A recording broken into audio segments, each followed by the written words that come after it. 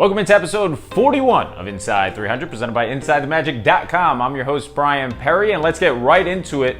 In just under 60 years, audio-animatronics have gone from this to this.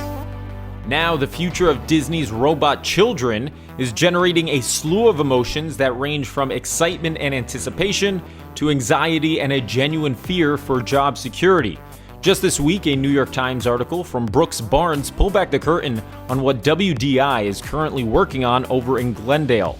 The focus is on the evolution of the audio-animatronic and how Disney is planning to eventually release completely autonomous robots that will have the ability to walk around, converse, and physically react to guests when positioned through Disney's 12 theme parks. Unbelievable stuff. Footage of a small 3-foot Groot character was released a few months back that showcased a robot strolling on his own, certainly a long way from the It's a Small World days of the 60s. With cameras and sensors within robots like Groot, custom software designed by a team of animators and engineers gives characters the ability to showcase behaviors like happy, sad, and sneaky, all on their own. While the technology is astounding and beyond impressive, it does give certain cast members a fear for their jobs. Look, you're integrating artificial intelligence into robotic characters, right? Like, what could go wrong? No, but in all seriousness, Disney will have the opportunity to potentially replace humans who currently work in the entertainment department. Understandably, with how realistic these animatronics are becoming both externally and now internally, one might question how long it's going to be until they start taking over for meetable characters in the park, like Belle, Elsa, or Captain Jack Sparrow. There's already the Stuntronic Spider-Man who flies through the air in California. That's a job that just a few years ago could only have been done by a human being, a stunt performer. There was also the controversy at Disney World a few seasons ago when they began rolling out the automatic photo pass boxes that took pictures of your family while you were meeting Tinkerbell. The box essentially took a job away from a Disney photographer, which upset many. So could regular meetable characters be next on the chopping block? I mean, if an animatronic can do this, then they could probably sign an autograph, right? Well, according to WDI, there's no plan to replace the performers at any point, thank God. Aside from the Groot project, whose codename was Project Kiwi, there's also Project EXO, which is Disney's attempt to enable interactions between visitors and larger-than-human characters, perhaps like the Incredible Hulk. And not much of a stray from, ironically, Adult Groot over in Anaheim. Images from inside the WDI warehouse show Imagineers sporting the early stages of this Project EXO. When New York Times writer Brooks Barnes pushed to find out exactly what the company's plans were, they still deemed it classified.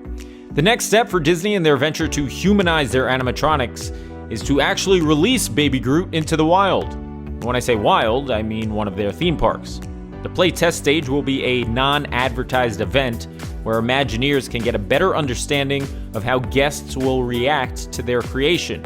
Finally, while progress and improvements are in the foundation of what makes Disney parks so special, does there become a time when the technology becomes so advanced that it makes you uncomfortable? I personally don't think we're going to get a Disney animatronic world takeover in our lifetimes, maybe the next generation, though it is easy to understand why people are getting uneasy with the sudden advancements. One of Disney's senior robot experts, Scott LaValle, came from the team at Boston Dynamics. Now, what is Boston Dynamics, you ask? Well, here's all you need to see.